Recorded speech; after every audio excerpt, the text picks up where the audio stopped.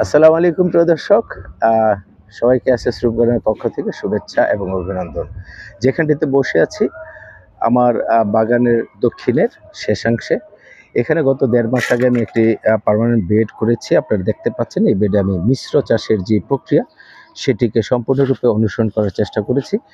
Actually মিশ্র চাষের প্রক্রিয়া যদি সম্পূর্ণ অনুসরণ করা বলতে, আমরা ছাদ বাগানে যারা আছি তারা ছাদে যে কোনো এক আইটেম লাগিয়ে আমরা শান্ত থাকতে পারি না।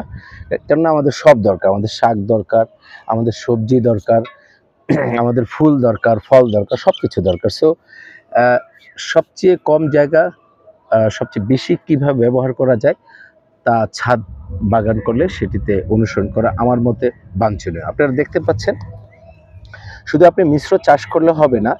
মিশ্র চাষের সবচেয়ে বড় এবং পূর্ব শর্ত হচ্ছে আপনি অবশ্যই মাটিগুলোকে তৈরি করে দিতে হবে। মাটি তৈরি করার কথা আমরা যারাই ছাদ বাগান করি না কেন বা বাগান করি না কেন, মাটি তৈরির কথা আমরা সবাই বলে থাকি, বা আমি বাগান করার শুরুতে সবার মুখে মাটি তৈরি করার বিষয়টি শুনেছি। এটি হচ্ছে সবচেয়ে বড় একটি ফান্ডা আমি বলবো। এটি যে বুঝতে পেরেছে এবং যে অ্যাপ্লাই করেছে সেটার শতভাগ ফলাফল পাবে, যেমনটি আমি পাচ্ছি। দেখতে পাচ্ছেন এখানে বেগুন হয়ে আছে একদিকে, একদিকে পালং শাক আছে। এই পালং শাক আমার ২ থেকে ৩ বার এর আগে সংগ্রহ করা হয়েছে এবং এখনও দেখতে পাচ্ছেন আমি ইচ্ছে করলেই এদিকটা থেকে প্রচুর পরিমাণে পালং শাক আবার সংগ্রহ করতে পারি। আমি সবসময় বন্ধু আপনাদেরকে বলবো, যারা পালং শাক ছাদ বাগানে করেন আপনারা মাটি থেকে পুরোপুরি তুলে ফেলবেন না, গোড়া থেকে এইভাবে আপনারা কেটে নেবেন। আমি এখান থেকে একাধিকবার, অর্থাৎ অলরেডি বলেছি ২ থেকে ৩ বার আমি সংগ্রহ করেছি এবং এখানে কি পরিমাণ শাক আরও দেখা যাচ্ছে আপনারা দেখতে পাচ্ছেন। আমি শাকগুলো এই মুহূর্তে কেটেছি দুটি কারণে। একটি হচ্ছে আমার এখানে যে বেগুনগুলো হয়ে আছে সেগুলো হয়তো বা শাকের কারণে আমি সম্পূর্ণ আপনাদেরকে দেখাতে পারছি না, তাই আমি শাকগুলো কেটে একটু হালকা করে নিচ্ছি এবং বেগুনগুলো আপনাদেরকে দেখালে আপনারা বুঝতে পারবেন অ্যাকচুয়ালি ছাদ বাগানের যে বিষয়গুলো দেখানো হচ্ছে এগুলো কোনো গল্প নয়, এগুলো বাস্তবতা। এখানে দেখতে পাচ্ছেন আমরা যে বেগুনগুলো করেছি, মাত্র গাছগুলো পুরোপুরি বড় হতে পারেনি, ফলে যে বেগুনগুলো মাটি ছুঁয়ে যাচ্ছে, মাটি ছুঁইলেই আপনার বেগুনগুলো বাঁকা হচ্ছে। এখানে তুলনামূলক দেখতে পাচ্ছেন এখন পর্যন্ত এই বেগুনটা মাটি স্পর্শ করতে পারিনি, সোজা আছে। এই বেগুনটিও আমরা দেখতে পাচ্ছি মাটি স্পর্শ করিনি, সোজা আছে, এবং এই বেগুনটি মাটি স্পর্শ করেছে এবং বাঁকা হওয়া শুরু করেছে। সো আমরা চেষ্টা করব যেগুলো মাটিতে লেগে যাচ্ছে ওই বেগুনগুলো এমনিতে নষ্ট হয়ে যাওয়ার সম্ভাবনা বেশি থাকে, পোকায় ধরার সম্ভাবনা বেশি থাকে, সেগুলো সংগ্রহ করব। এখন পর্যন্ত আমি আপনাদের সাথে যে আলাপগুলো করেছি সেগুলো বেগুন সম্পর্কিত আলাপ এবং পালং শাক সম্পর্কিত আলাপ। আরও কিছু দেখাবো। আপনারা দেখতে পাচ্ছেন এই পাশটিতে বন্ধুরা আমি আপনাদেরকে দেখাই, এই পাশে টমেটোর চারা করেছিলাম, লাগিয়ে দিয়েছি। এখানে কি পরিমাণ টমেটো এসছে। আমার উত্তর দিকে বাগানে যে টমেটোগুলো আছে সেগুলো অলরেডি অনেক বড় হয়ে গেছে, এগুলো পরবর্তীতে লাগানো হয়েছিল, এই টমেটোগুলো আসছে। এবং এখানেই দেখতে পাচ্ছেন আপনি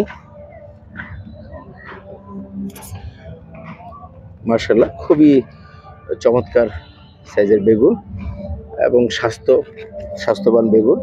অর্থাৎ এরকম ৩, ৪টে, ৫টা বেগুন হলে আপনার একদিনের যে তরকারি সেটি হয়ে যাচ্ছে। এখানেই আমি শেষ করব না বন্ধুরা, করতে থাকে।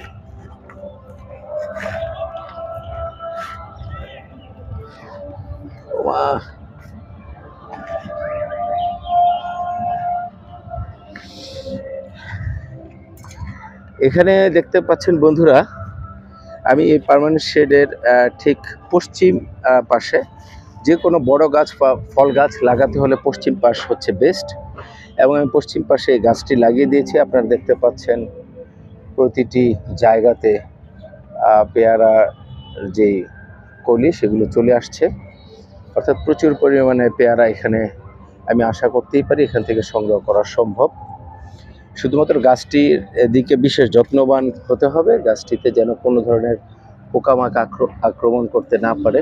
দেখতে পাচ্ছেন যেদিকে দেখা যাচ্ছে, এবং আমি কাটিং করে দিয়েছি, যে কারণে প্রচুর পরিমাণে শাখা প্রশাখা বের হয়েছে এবং সাথে সাথে প্রতিটি শাখায় নতুন পাতায় এই পেয়ারা গাছের ফুল এসছে। পেয়ারা গাছের ফুল অবশ্যই নতুন পুঁখি লাগবে ফুল আসতে, পুরনো ডালে পুঁখি আসে না, অর্থাৎ কাটিং করে দেওয়ার পরে যে নতুন পুঁখি এগুলো এরকম ছাড়বে সেখানে ফুল আসবে।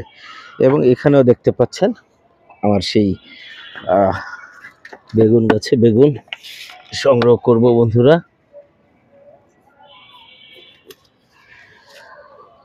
মাশাআল্লাহ, খুবই চমৎকার সাইজ।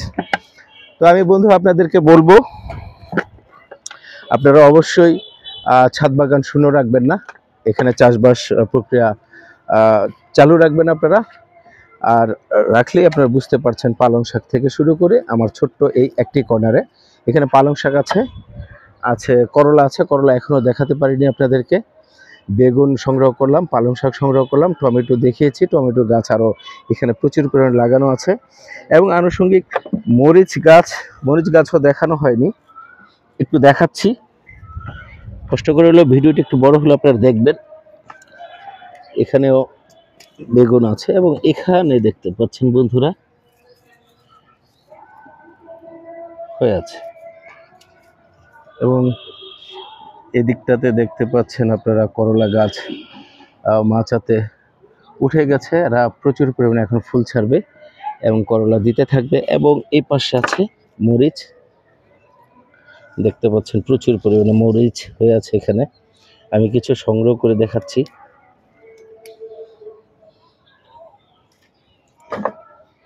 ফুল, নতুন ফুল আছে, মরিচ আছে, সব আছে। অর্থাৎ আপনার সংসারের প্রতিদিনের যে শাকসবজি, ধনিয়া পাতা থেকে শুরু করে কাঁচামরিচ, ইভেন আদা, রসুন, পেঁয়াজ সব কিছু করতে পারেন, যেমনটা আমি করছি। দেন একটা ফিনিশিং দিন। হ্যাঁ, ঠিক আছে।